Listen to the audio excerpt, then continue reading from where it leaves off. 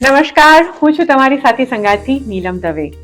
આજે એકવાર ફરીથી હું તમને લઈ જવા માંગુ છું એક એવી યાત્રામાં, એક એવી ઇન્સ્પિરેશનલ સ્ટોરીમાં કે જ્યાંથી તમને ઘણી બધી વાતો જાણવા મળશે જીવન માટે, સમાજ માટે અને કંઈક ઇન્સ્પિરેશન, કંઈક પ્રેરણાની વાતો.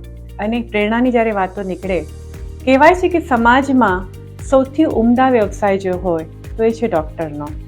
ડૉક્ટર એટલે કે જીવનદાતા. ડૉક્ટર જે તમને એક નવી આશા આપે છે તમારા જીવનમાં. એ જ ડૉક્ટર, એ જ તબીબ સાહિત્ય રસિક પણ હોઈ શકે, એ જ તબીબ જેમની પાસે અસંખ્ય અવોર્ડ્સ પણ હોઈ શકે અને છતાં સમાજમાં કંઈક કરવાની એમની ધગશ પણ હોઈ શકે. અને આવું એક રેર કોમ્બિનેશન, જવલ્લે જોવા મળે એવું કોમ્બિનેશન અમારી સાથે છે આજે અમારી આ મુલાકાતમાં. અને એમનું નામ છે શ્રી ડૉક્ટર મુકેશભાઈ બાવીસી, જે આવ્યા છે all the way from Ahmedabad. મુકેશભાઈ, તમારું ખૂબ ખૂબ સ્વાગત ડાલસ ફોર્ટ વર્થમાં. Thank you so much. So તમે ડાલસ ફોર્ટ વર્થમાં અવારનવાર આવતા રહો છો, તમારી મુલાકાત હોય છે તમારા અહીંયા પરિવાર માટે. અને આજે મારું સદભાગ્ય છે કે ફનેશા રેડિયોની આ યુટ્યુબ ચેનલમાં હું તમારી સાથે આજે વાત કરી રહી છું. Thank you. I am obliged. Very nice. હા, thank you so much doctor. So જ્યારે હું ડૉક્ટર મેં કહું એક ઉમદા વ્યવસાય છે અને તમને ઘણા બધા નેશનલ અવોર્ડ્સ મળ્યા છે, રાષ્ટ્ર તરફથી અવોર્ડ્સ મળ્યા છે, ઇન્ટરનેશનલ અવોર્ડ્સ પણ મળ્યા છે. તો આ વ્યવસાયમાં એક તબીબ થવું છે મને, એ જવાન માટે પ્રેરણા ક્યાંથી મળે? તમે ક્યારે વિચાર્યું કે મારે ડૉક્ટર થવું છે? મેં તો ક્યારેય વિચાર્યું નહોતું. ધ ફેક્ટ ઇઝ કે my story starts with my mom. અચ્છા. તો હું જેને કહેવાય ને માવડીઓ, એટલે મધરની પાછળ દોડતો નાના બાળક તરીકે. અને તો એમાં શું થયું કે મારા ફાધર હંમેશા એમ વિચારતા હતા કે આને આ દુનિયાની જે હાર્શનેસ છે એની સામે પાક્કો થાય એના માટે એને એક આર્મી સ્કૂલમાં મોકલીએ. એટલે જામનગર પાસે, ગુજરાતમાં જામનગર પાસે સૈનિક સ્કૂલ છે. 9 વર્ષની ઉંમરે મને ત્યાં મોકલવામાં આવે. અને હું હંમેશા હજી પણ કહું છું કે આઈ વોઝ સેન્ટ, મને મોકલવામાં આવ્યો, એટલે અવે ફ્રોમ મારા મોમ થી દૂર અને સ્ટફ. તો અને પછી તો હું ત્યાં સેટ થઈ ગયો અને ત્યાં મને બધા પ્રાઇઝીસ મળે ને બધા એન્કરેજ કરે. તો મને એમ થયું કે હવે મારે આર્મ ફોર્સીસમાં જ જવું, ઇન્ડિયન આર્મ ફોર્સીસમાં જ જવું છે. અને મેં જે બધી પરીક્ષાઓ આપી, અમારે તે વખતે 11th હતું, તો 11thમાં પરીક્ષાઓ આપી તો આઈ ટોપ ધ યુપીએસસી કહેવાય છે. પછી એના પછી એસએસબી કરીને એક બહુ એક્સટેન્ડેડ ઇન્ટરવ્યુ હોય કે તમારી અંદર ઓફિસર લાઈક ક્વોલિટીઝ છે કે નહીં. તો એ 5-1 દિવસનો સળંગ ઇન્ટરવ્યુ હોય, એમાં પણ આઈ ટોપ. પછી આઈસાઇટ માટે આઈ વોઝ રિજેક્ટેડ. તમારા ચશ્મા -3 થી વધારે છે તો તમને આર્મ ફોર્સીસ ના લઈ શકે. તો પછી બહુ હાર્ટ બ્રેક. અને પછી માય ફાધર સેડ કે તને મેડિકલમાં તો મળે છે તારા માર્ક્સ, હું ગુજરાતમાં ફર્સ્ટ તો, ને પછી મને મેડિસિનમાં મળી. એટલે પછી મને તો કે મેડિસિન તો નો પ્રોબ્લેમ. હા, મારા સ્કૂલમાં એક ટીચર હતા, એમણે મને કીધું હતું કે તું તારી પર્સનાલિટી ડોક્ટર છે. આઈ ડોન્ટ નો એમને શું લાગ્યું, પણ એમણે પ્રેડિક્ટ કરેલું, ભાખે ને જે કહેવાય ને તેવું. But I didn't take it seriously. અને આર્મીમાં તમે ગયા તો દેશની સેવા કરી હોત. તમે અહીંયા છો, તમે સમાજની કરો છો, અને ખાસ કરીને તમે ગાયનેક સર્જન છો, જેમાં ઘણી બધી ઉત્તમ તમારી જે સર્જરી હોય છે, ઘણા માટે તમે વખણાઓ પણ છો. તો એ પણ એક ઉત્તમ યોગદાન છે તમારું સમાજમાં. મને છે ને, હું તમને કહું, એક મારા વિશે લેખ છપાયેલો ને, એમાં એ લેખિકાએ બહુ સરસ એક વાક્ય જે મારે અહીંયા રિપીટ કરવું છે કે તમે દેશના દુશ્મનો સામે સર્જિકલ સ્ટ્રાઇક ભલે ન કરી શક્યા, પણ વિશ્વના દુશ્મન કેન્સર ની સામે દરરોજ તમે સર્જિકલ સ્ટ્રાઇક કરો. આઈ વોઝ વેરી હેપી કે કોઈ આવું કહી. કારણ કે એક જીવલેણ બીમારી છે. એબ્સોલ્યુટલી. અને એ જીવલેણ બીમારી સામે જ્યારે તમે એક બધા માટે દાતા થઈને જાઓ છો. અને હું છેલ્લા 36 વર્ષથી બ્રેસ્ટ કેન્સર, યુટ્રસના કેન્સર, ઓવરીના કેન્સર્સ, આ બધાને ઓપરેટ કરું છું. કેટલા બધા લોકો જે મેં શરૂઆતના વર્ષોમાં ઓપરેટ કરેલા એ બધા હયાત છે. એમને મળીને પણ આનંદ થાય કે ઓ તમને બધું સારું છે. એક જીવન તમે, નવું જીવન તમે બક્ષો છો. તો જ્યારે એક ઉમદા વ્યવસાયની હું વાત કરી રહી છું, અને તમે કહું તેમ કે એક પણ એક સર્જિકલ સ્ટ્રાઇક જેવું છે, કોઈને જીવન આપવું, એના ઉપરથી તમે સમાજ સેવા શરૂ કરી. અને એના માટે તમને શું પ્રેરણા મળી? કે કારણ કે ડોક્ટર એ પોતે એક સમાજનો સેવક છે, પણ એ ઉપરાંત નોટ કમર્શિયલ, કે નોન પ્રોફિટ માટે કંઈ કામ કરવું છે, એ પ્રેરણા કેવી રીતે તમને હું છે ને આના માટે બે જણાને ક્રેડિટ આપું. એક મારા ફાધર હતા ને, એમને ક્યારે પણ અમે બેસીએ ને તો અમને કોઈ સલાહ ના આપે, પણ એમને જોઈને અમને એમ થાય કે આમના જેવું કરવું જોઈએ એમ, એટલે સમથિંગ ઓફ ધેટ કાઇન્ડ. તો એમણે એમ કીધેલું કે આપણે સમાજથી, ઇટ્સ અ ક્લીશે પણ તો પણ મારા માટે તો ઉપયોગી છે, કે તમે સમાજમાંથી જે મેળવ્યું છે તો હવે તમે સમાજને પાછું આપો.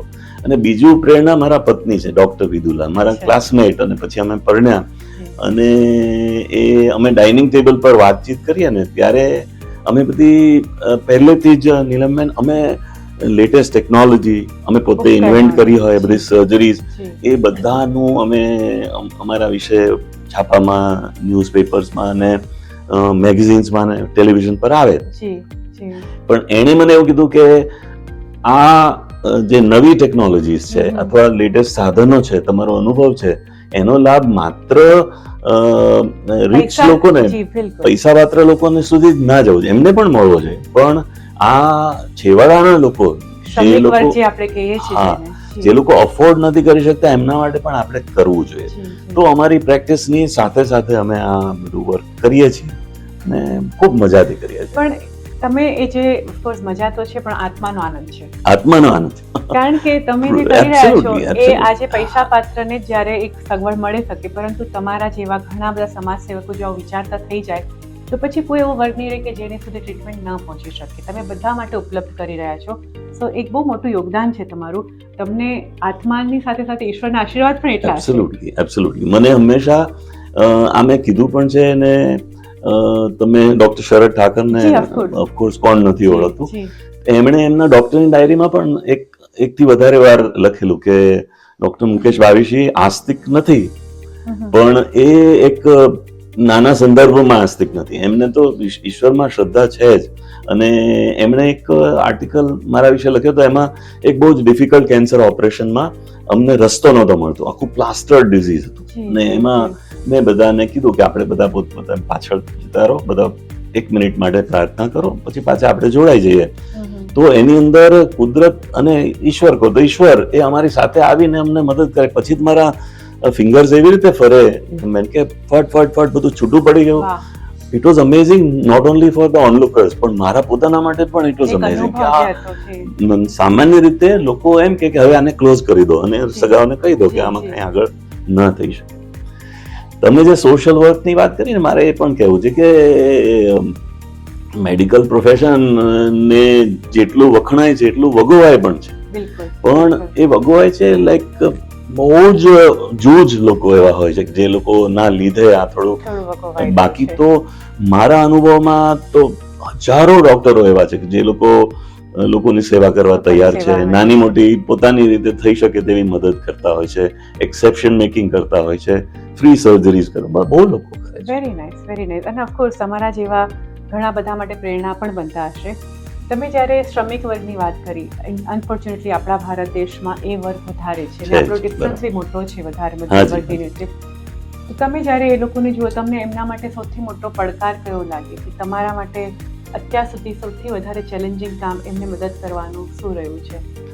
હું તમને એક મારા જીવનનું જ એક નાનકડો એક્ઝામ્પલ આપું. અમે લોકો, મને એકવાર સાંજે ફોન આવ્યો, અર્લી ઇવનિંગ, અને મને કીધું કે હું ડોક્ટર બોલું છું, ને અમારે ત્યાં એટલે ઉત્તર ગુજરાતમાં એક નાનકડું જગ્યા, અને ત્યાં એક ડાયગ્નોસ્ટિક કેમ્પ થવાનો હતો, અને એમાં એમ કીધું કે જે સિનિયર ગાયનેકોલોજીસ્ટને અમે બોલાવવાના હતા એ સડનલી નથી એ બેન આવવાના, તો તું આવશે એમ.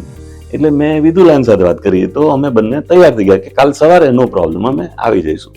ત્યાં જઈને અમે લોકોએ બધાની તપાસ કરીને એમાંથી લગભગ 300 જેટલા બહેનોને, અને કોઈની પાસે સરખા ચપ્પલ પણ પહેરવાના ના હોય, એકમાં પગમાં એક લાલ હોય, એકમાં લીલું ચપ્પલ હોય, એવા બધા લોકો આવેલા. પછી અમે કીધું કે આમાંથી લગભગ 75 જેવા લોકોની હિસ્ટ્રેક્ટોમી, યુટ્રસ કાઢવાનું ઓપરેશન એની જરૂર હતી, એવું અમે જુદું પાડ્યું. પછી મેં ત્યાંના ડોક્ટરને એમ કીધું કે આ બધાને તમે અમારા હોસ્પિટલ અમદાવાદ મોકલો, અમે બધાની ફ્રી સર્જરી કરીશું, દવાઓ ફ્રી, બધું જ ફ્રી, એટલે એમને કંઈ ખર્ચ ના કરો. ત્યારે જે એમણે કીધું ને તે શોકિંગ હતું. એ કે મુકેશભાઈ, અહીંયા તમને આ બધાને અમે કોઈ ત્યાં મોકલીએ એવા પૈસા એ લોકો પાસે નથી, અને એ લોકોની હોસ્પિટલ હતી વેરી ફોર્ચ્યુનેટલી એ યુએસ થી ગ્રાન્ટમાં હતી, એટલે બહુ વ્યવસ્થિત હતું. એટલે એમણે કીધું તમે અમારું ઓટી ને બધું જુઓ, અહીંયા તમે સર્જરી કરો તો કેવું. તો અમે લોકોએ, હું, વિદુલા અને મારી દીકરી નાની, જે અત્યારે અમેરિકામાં ડેન્ટિસ્ટ છે, પણ એ 10th કે એમ ભણતી હશે, તો એ પણ અમારી સાથે આવી. અને અમે લોકોએ ત્યાં જઈને એક દિવસમાં 16 કલાકમાં 50 ઓપરેશનો કર્યા. 50 is a huge number considering કે આ ઓપરેશન છે ને તે 2 થી 3 કલાક લાગે, પણ અમારી જે નવી ટેકનિક છે એમાં 20 મિનિટ, 15 થી 20 મિનિટમાં આ ઓપરેશન થશે. એટલે એ ગ્રેડિયન્ટ આખું બદલાઈ ગયું. તો એ ટેકનોલોજીની મદદથી, નવી ઓપરેશન પદ્ધતિની મદદથી અમે એક દિવસમાં 50 ઓપરેશનો કર્યા, જે એક વિશ્વ રેકોર્ડ બન્યો. એટલે અમને ખૂબ આનંદ થયો કે વિશ્વ રેકોર્ડ એની જગ્યાએ પણ આટલા બધા લોકોના જીવનમાં અમે એક ડિફરન્સ કરી શક્યા, તો બહુ જ આનંદ. એટલે પડકારો તો આવે જ છે અને ઈશ્વર અમારી સાથે છે. અમને તો આમ થાય કે બસ કરવું છે ને કોઈ ને કોઈ મદદ થતી જ હોય છે. મને આજકાલ સોશિયલ મીડિયાની તો વાતો હોય છે. ફેસબુક પર મારી એક ફ્રેન્ડે મને ઇન્ફોર્મ કર્યું કે IIM ત્યાં અમદાવાદમાં IIM ની ફૂટપાથ પર એક લેડી સૂતી છે અને એને તું જોઈ શકે તો જોઈ આવજે. તો મેં ક્લિનિક આવર્સ પછી ત્યાં ગયો તો મેં કીધું કે સવિતાબેન કોણ છે? તો એ બેન આવ્યા અને એમણે પોતાનું બ્લાઉઝ આમ ખોલી નાખ્યું. It was very shocking. પણ એમને ડાબી સાઈડ પર બ્રેસ્ટ કેન્સર હતું, દેખીતું જ હતું. એટલે મેં કીધું તમને તરત ઓપરેશનની જરૂર છે અને તમે હોસ્પિટલ પર આવી જાઓ. તો કે અમારી પાસે કોઈ પૈસા નથી. આ તમે પડકારની વાત કરો છો એટલે હું એના વિશે વાત કરું છું. તો એમને એમના હસબન્ડને મારી કારમાં બેસાડી દીધા અને અમે હોસ્પિટલ પર પહોંચી ગયા. એ દિવસો હતા નિર્ભયા વખતના. નિર્ભયા જે કાંડ થયેલું દિલ્હીમાં, ત્યારે મેં વિદુલા એવું નક્કી કરેલું કે હવે પછી ક્યારેય અમે 31 ડિસેમ્બરના કોઈ ડાન્સ પાર્ટીઝમાં નહીં જઈએ. એવું અમને મનમાં લાગ્યું અને ઈશ્વર અમને કંઈક સરસ કામ કરવા પ્રેરશે તો 31 ડિસેમ્બરના અમે સારું કંઈક કરીશું. અમે જયારે એનું બ્રેસ્ટ કેન્સર માટે લીધું ત્યારે 31 ડિસેમ્બર, અને અમને બહુ જ મજા આવી. અમને એમ થયું કે અને અમે જે ફોટોગ્રાફ્સ ને બધું શેર કર્યું અમારા કોલિગ સાથે, તો એ લોકો કે આ જેટલું લોકલી જેટલું ગ્રોથ હતી તો એમાં ઓપરેશન થઈ જ ના શકે, અથવા કરો તો ચામડી સામસામે ભેગી જ ના થઈ શકે. અને અમારા અનુભવ પ્રમાણે પણ નહોતું. પણ તે વખતે અમને કુદરત સુજાડે એમ અમે એક ઝિગઝેગ ઝેડ પ્લાસ્ટિક કહેવાય એ મેથડથી અમે ભેગું કરી દીધું અને શી ડીડ વેરી વેલ. અને કોઈ કિમોથેરાપીની જરૂર ના પડી ને શી લિવ્ડ. અને આવું બધું ચાલે ગયું. બહુ સુંદર ઉદાહરણો તમે આપ્યા કે જ્યાં કોઈની પાસે ચંપલ પહેરવાના પણ ન હોય, હાજી એમને આ શસ્ત્રક્રિયા કરી આપી તમે, અને એ પણ એવા નિઃશુલ્ક ભાવે જે આપણે કહી શકાય, અને લેટેસ્ટ ટેકનોલોજી સાથે. કે તમે જે હમણાં બીજું ઉદાહરણ આપ્યું કે જે લેડીને કદાચ રહેવા માટે ઘર પણ નહોતું, એ લેડીએ કલ્પના પણ નહીં કરી હોય કે મારી શસ્ત્રક્રિયા તમારા જેવા મોટા બાહુજ જે કહેવાય કાબિલ ડોક્ટરથી થશે. તો એ ઈશ્વર આજે પણ તમે એમને પૂછો તો એમને મારું નામ નથી ખબર. It's like one of those things. ના, પણ એ ઈશ્વરની પ્રેરણા છે અને તમને આશીર્વાદ છે કે તમારા થકી આ સારું કામ થાય છે. એક મુસ્લિમ વિસ્તારમાંથી એક બેન આવ્યા હતા, 25 વર્ષની દીકરી, અને એને ડાબા સ્તનમાં 5 કિલોની ગાંઠ. 5 કિલો એટલે કેટલું મોટું કહેવાય. પછી એ જે ડોક્ટરે એમને રેફર કર્યા કે આ બિલકુલ પૈસા નથી આમની પાસે અને તમે એમને ફ્રી સર્જરી કરી આપશો, અમે જાણીએ છીએ કે તમે આવું બધું કરતા હો છો. પછી મેં એને પૂછ્યું કે બેન તારે શું? તો એ કે હું એટલી બધી ડરી ગઈ છું કે મને આટલી મોટી ગાંઠ થવા કેમ દીધી? તો કે ના, મારી પાસે એનું વ્યવસ્થા નહોતી. પછી મને કે આટલી મોટી ગાંઠ થયાથી હું ઓફિસમાં જોબ કરતી હતી એ પણ મેં છોડી દીધી, કારણ કે હું ઇટ વોઝ વેરી એમ્બેરેસિંગ કે હું કઈ રીતે જાઉં એમ. એનું તરત ઓપરેશન કર્યું. ફોર્ચ્યુનેટલી એમાં કેન્સર ના નીકળ્યું, સરસ થઈ ગયું. આમાં આવું ચાલ્યા જ કરે છે. કુદરત અમને એક અવસર આપે અને એનો અમે પૂરો લાભ લઈએ છીએ અને ખૂબ આનંદથી બધું કરીએ છીએ. એટલે અમને બહુ આનંદ આવે છે. અને ઇટ્સ લાઈક તમને ઈશ્વરે કર્યા છે પસંદ આ કામ માટે. બિલકુલ. કારણ કે ઘણીવાર ઈશ્વર તમને નિમિત્ત બનાવે છે સારા કાર્ય માટે, તો તમે છો એટલા સદભાગી. સમાજ સેવા, તબીબી ક્ષેત્ર, આટલા બધા અવોર્ડ્સ, અને એ બધામાં તમારી સાથે સાહિત્ય પણ છે. તો હું બિલકુલ એક અમારા દર્શકો માટે પણ તમને પૂછવા માંગીશ કે તમે કવિતાનું પણ પઠન કરો છો, ચાહે જાવેદ અખ્તરજીની હોય કે હરિવંશરાય બચ્ચનની હોય. તમે સાહિત્ય કાર્યક્રમોમાં જાઓ છો, તમે પોતે ખૂબ સુંદર લખો પણ છો, એક સુંદર વક્તા પણ છો. તો આ બધું જ સંતુલન કેવી રીતે શક્ય બની શકે છે? એ કે એનો કઈ બહુ રોકેટ સાયન્સ નથી. એમાં એવું છે કે તમને પેશન હોય તો તમને બધી માર્ગ એનો થઈ જ જતો હોય છે, રસ્તો નીકળી જતો હોય છે.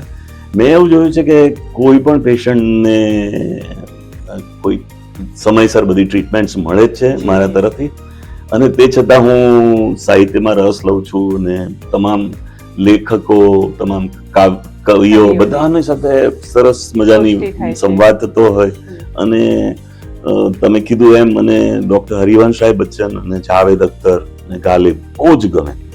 એટલે એ હંમેશા, અને એમનું જ્યારે પણ મને ચાન્સ મળે તો હું જાહેરમાં કાવ્ય પઠન કરતો જાઉં છું. એનો પણ એક એ નિજાનંદ છે. નિજાનંદ છે આત્મા, એટલે તમારી પાસે આત્માની તૃપ્તિ છે, સાથે નિજાનંદ છે, સાહિત્યનો આટલો શોખ છે, અને હવે તમે ફિલ્મમાં પણ એક કામ કરી રહ્યા છો, તો એક તમારા એક યશમાં કહેવાય ને કલગીનો વધારો થયો છે. તો એના માટે એ તમારી જે એક નવી યાત્રા છે એના માટે કંઈક કહેવા માંગો છો? યસ, આ છે ને, તમને ખબર છે કે આપણી પાસે એક બકેટ લિસ્ટ હોય કે અમારે આટલું કરવું છે.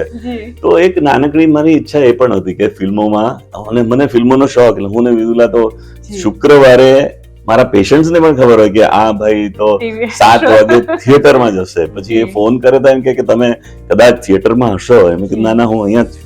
તો એમાં એક ડાયરેક્ટરે મને ફોન કર્યો, જેમને હું તે વખતે પરિચય નહોતો. બહુ જ ઉમદા માણસ. એ કે હું ડિરેક્ટર છું, ફિલ્મ બનાવું છું, અને મારી ઈચ્છા છે કે તમે એમાં રોલ કરો. તો હું તો અંદરથી ઉછળી પડ્યો, મને કે બહુ મજા આવી એમ, અને આઈ વોઝ વેરી હેપી. પછી મને કે મેં કીધું તમારે મને બધું શીખવવું પડશે, મારી ખૂબ ઈચ્છા છે. બરાબર છે. મને કે ના, તમારે ડોક્ટર જ છો, તમે ફિલ્મમાં પણ તમે ડોક્ટર છો, એટલે કે તમે you will be acting as a doctor. અને મેં હમણાં જ એનું શૂટિંગ પૂરું થયું, અને જાન્યુઆરી કે ફેબ્રુઆરીમાં એક સંઘવી એન્ડ સન્સ કરીને ફિલ્મ છે, એ રિલીઝ થશે. અને તમે હમ આપકે હે કોણ જોયું છે ને, એના જેવું એક ફેમિલી ડ્રામા, બહુ સુંદર, અને એનું ડિરેક્શન પણ બહુ સરસ કર્યું છે. મને પોતાને બહુ મજા આવી. સુંદર. અને તમે જે બકેટ લિસ્ટની વાત કરી ને, કે તમે સાહિત્ય માટે પણ તમારું એક ઈચ્છા, તમારું સમાજ સેવાનું, તમારું તબીબી ક્ષેત્ર, પારિવારિક તમે સંબંધો, મિત્રો સાથે પણ તમે તમારા સંબંધો નિભાવતા હશો. તો હું તમને એક સવાલ પૂછવા માંગીશ કે જીવનમાં એક એવો પોઈન્ટ આવે કે તમને ત્યારે એમ લાગે કે મને ઘણી બધી સિદ્ધિઓ મળી ગઈ છે, મારા ઘણા બધા સપના સાકાર થઈ ગયા છે, જે અવોર્ડ્સની મેં આશા નથી રાખી એ પણ મળી ગયા છે. બિલકુલ. તો એવી કઈ ક્ષણ આવે ખરી કે તમને હવે એમ થાય, હવે શું, what is next for me? હા, એવું આવે છે. અને જેને કહેવાય ને કે એક ઉભરો આવે ને, એવું નાનકડો એક ઉભરો આવે છે, પણ પછી એ શમી જાય છે, અને હું મારું કામ આગળ વધારું છું. અને નીલમબેન, મારું પહેલેથી જ કોઈ એવોર્ડ્સ ને બધાની માટે નહોતું, પણ એ કુદરતી દે કેમ માય વે, અને I am very happy and very proud to have received. એમાંના અમુક એવોર્ડ્સ બહુ જબરદસ્ત, અને એ કદાચ હું એને ડિઝર્વ પણ નથી કરતો, પણ મને મળ્યા છે, અને મને બહુ મજા આવે છે કે આ બધું આમ કુદરતી ગોઠવાય ને. હું એવું માનું છું, ખૂબ જ શ્રદ્ધા છે મને કે કુદરત કે ઈશ્વર મદદ મારી બાજુમાં જ બેઠો છે, અને એ મને કહે છે ને હું એ પ્રમાણે કરું છું. તો મને બહુ જ મજા આવે છે એમ. આ બધું નહીં તો હું કાં તો સાહિત્યમાં હોત ને કાં હું મેડિસિનમાં હોત, સર્જન હોત, પણ એ બધું ભેગું થયું અને બહુ મજા આવે છે. એમાંય 28 વર્ષથી હું રોટેરિયન છું. તો રોટરી તો આંતરરાષ્ટ્રીય સામાજિક સંસ્થા છે, તો એના દ્વારા પણ મને ઘણા બધા લોકોને મળવાનો મોકો મળ્યો, અને હું માસ્ટર ઓફ સેરેમની પણ હોઉં, એટલે એ બહાને બધાને સંચાલન પણ કરો છો. મજા આવે. એટલે પણ એટલે હવે શું, એટલે કે તમને હવે એવું જીવનમાં લાગે છે ખરું કે કંઈક બાકી હજી રહી ગયું છે, કે હજી કંઈક કરવું છે, એવી કોઈ અભિલાષા, એવી કોઈ ઈચ્છા? ના, એવું નથી. એવું કદાચ મને કેટલાય વખતથી નથી એમ, પણ જે કંઈ આપણે જેને કહીએ ને કે whatever comes my way I will do it, અને I will do it in the best manner. હમણાં કોઈ મારા ઇન્ટ્રોડક્શનમાં કોઈ કીધું કે he is the da Vinci of Gujarat. એટલે એવું કઈ ટાઇટલ નથી, આ તો પોતે જાતે બનાવીને મારા માટે મૂક્યું, કારણ કે હું એકથી વધારે ક્ષેત્રોમાં મજા કરું છું, ને I have excelled in those fields. એટલે મને એમ થાય છે કે જે બધું આવે છે તે બધું મારા માટે છે, અને આમાં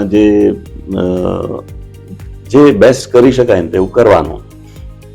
હમણાં એક સ્કૂલમાંથી એક પ્રિન્સિપલ હતા, એમણે ભલામણ કરી કે આ દીકરી છે અને એને બ્રેસ્ટમાં ગાંઠ થઈ છે. તો હવે વિચાર કરો કે એના ફાધર કેન્સરમાં ગુજરી ગયા, એના મધર કેન્સરમાં પીડિત અને પથારીવશ. એ પોતે છોકરી કચરા પોતા કરીને ગુજરાન ચલાવે અને ગુજરાતની વિમેન્સ ટીમમાં એ કેપ્ટન, ફૂટબોલ ટીમની કેપ્ટન. અને શી હેડ ધીસ પ્રોબ્લેમ. અને એ વખતે 10 ઓક્ટોબર મારો જન્મદિવસ અને અમે એની ફ્રી સર્જરી કરી અને શી વોઝ સો હેપી. એમ તો આ બધું કુદરત મોકલે છે, એમાં અમે ક્યાંય એને ગોતવા નથી જતા અથવા અમને આ બહુ જ એન્જોયેબલ છે. Life is full of enjoyment. હવે એનું તો કોઈ લિમિટ જ ના હોય. તમે કીધું ને કે હવે શું, તો કઈ આવતું નથી મનમાં. કારણ કે તમે જે કહ્યું નિજાનંદ અને આત્માનો આનંદ, એ જ્યારે એક વખત મળી જાય તમને ત્યારે એમ થાય કે જે આપે છે ઈશ્વર આપે છે અને ઈશ્વર આપતો રહેશે. કારણ કે જ્યારે તમે સમાજ માટે કંઈ કરવા માંગતા હો ત્યારે સમાજ પણ તમને સામે આપે જ છે. બિલકુલ બરાબર છે. મેં તો મારી ડોટરે મને પૂછ્યું કે ડેડ તું મને તુકારે જ બોલાવે કે ડેડ તું અહીંયા અમેરિકા આવીને તું શું કરવાનો છે? એટલે મેં કીધું હું એક નોવેલ લખવા માંગુ છું. એટલે હવે મને ચીડવે છે કે ભાઈ તું નોવેલ ક્યારે શરૂ કરે છે? એટલે મેં કીધું આ તો મેં કહેતા કહી નાખ્યું છે, એક કંઈ અંદરથી ધક્કો આવશે તો I do that. Let's see. આ તો અને તમે દરેક ક્ષેત્રમાં તમે કહો ને તમે એક્સેલ કર્યું, તમે દરેક ક્ષેત્રમાં શ્રેષ્ઠ કામ જ કર્યું છે. સો બિલકુલ મારી પણ તમને ઘણી શુભેચ્છાઓ કે તમે એમાં પણ શ્રેષ્ઠ જ કરશો. અને તમારા જેવા અમે કહ્યું એવી ઘણી જ હોય છે વ્યક્તિઓ કે જેમને ઈશ્વરે બધા ક્ષેત્રમાં આશીર્વાદ આપ્યા હોય છે. અને એ આશીર્વાદ બન્યા રહે બસ એવું તમે પણ પ્રે કરજો. અને આઈ વિશ કે જેટલા લોકો મને જોતા હશે એના માટે પ્લીઝ પ્રે ફોર મી. જે હું ને વિદુલા અને અમારી ડોટર છે રીની, એના હસબન્ડ છે ઋષભ, અમે બધા સારા કામો કરીએ અને લોકભોગ્ય બનીએ અને અમારી લોકોને જેટલી બનતી મદદ કરીએ. બિલકુલ, બહુ સુંદર તમે વાત કહી. અને આજે મારું સદભાગ્ય છે કે તમારા જેવા પ્રખ્યાત સજ્જન સાથે વાત કરીશું, જે ફક્ત એક મારું એવું પર્સનલી માનવું છે કે તમારું પ્રોફેશનમાં તમે પ્રખ્યાત હો, શ્રેષ્ઠ હોઈ શકો, પરંતુ એક વ્યક્તિ જ્યારે શ્રેષ્ઠ બને છે વ્યક્તિ તરીકે ત્યારે એની વધારે આભા હોય છે, જે તમે છો. તમે પ્રોફેશનલી તો બેસ્ટ છો જ, પણ એની સાથે સાથે એક હ્યુમન બિંગ જે કહેવાય, you are a great human being કે જે આટલી બધી સારી વ્યવસ્થા દુનિયા માટે કરી રહ્યા છે. તો એ મારું સદભાગ્ય છે કે તમારી પ્રેરણાદાયક વ્યક્તિ સાથે. તો તમે કહો છો એટલે મારે બનવું પડશે ને. ના બિલકુલ, તમે છો એક સુંદર ઉત્તમ વિચારોવાળી વ્યક્તિ, ત્યારે જ તમે સમાજ માટે આટલું કરી શકો છો. અને મેં કહ્યું તેમ અમારી આ જર્નીમાં હંમેશા હું પ્રેરણાદાયક વ્યક્તિઓ સાથે વાત કરું છું, જેમાંથી આજે તમે અમારા અતિથિ રહ્યા છો. કંઈક છેલ્લો સંદેશ ઘણા બધા એવા જે તમને જોઈ રહ્યા હશે. એવું કઈ સંદેશ નથી, પણ મેં હંમેશા એવું વિચાર્યું છે કે તમારા પેશનને પકડો અને કમ્પેશનથી કામ કરો. એટલે તમે પેશન પણ રાખો ને કરુણા પણ રાખો. તો એ કરુણા એ સાચો પ્રેમ છે કે તમે પ્રેમની એક અભિવ્યક્તિ છે. તમને જેને તમે જાણો છો અને જે તમારાથી અજાણ્યા છે એ બંને માટે તમને સરખી જ કરુણા હોય, એ બહુ સરસ વસ્તુ છે એમ. અને તમે સાહિત્યની વાત કરી ને તો મને પેલું યાદ આવે છે કે હું ને વિદુલા કોટ કરતા હતા એકબીજાને, ક્લાસમેટ્સ છે. તો મને એમ થયું કે હું કભી કભી મેરે દિલ મેં ખ્યાલ આતા હે ને એવું બધું હું એને સંભળાવું. એટલે બધું સાંભળે ખરી, પણ પછી કે હા ઓકે એમ. એટલે પછી મને કોઈ લાઈનો સૂજી ત્યારે હું જાહેરમાં ક્યારેક વાત કરતો હોઉં ત્યારે એમ કહું કે હમારે પડોસ में एक आदर्श जोड़ी है जिसने मोहब्बत की पिछली तमाम रिकॉर्ड तोड़ी है.